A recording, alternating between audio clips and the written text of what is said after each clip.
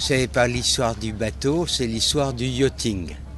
Dans les années 1930, on a commencé à faire des courses en haute mer et même transatlantiques.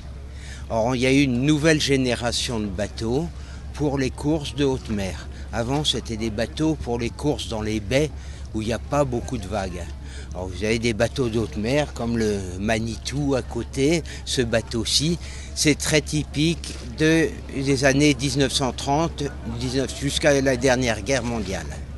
Alors, après la dernière guerre mondiale, on a fait des bateaux de déplacement léger qui sont très différents.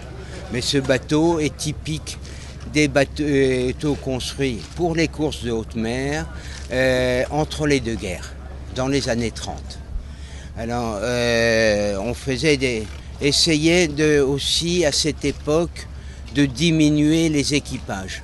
Hispania, il y a 20 personnes d'équipage. Ici, on est 6 en mer et on est 8 pour les régates. C'est déjà des équipages plus réduits.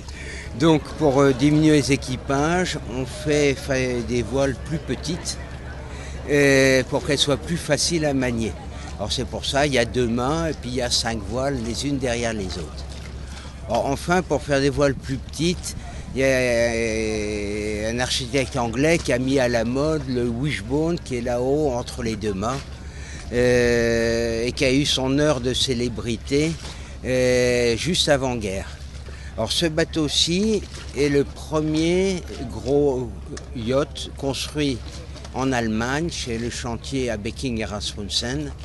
C'est un chantier connu mondialement qui fait beaucoup de bateaux pour les États-Unis.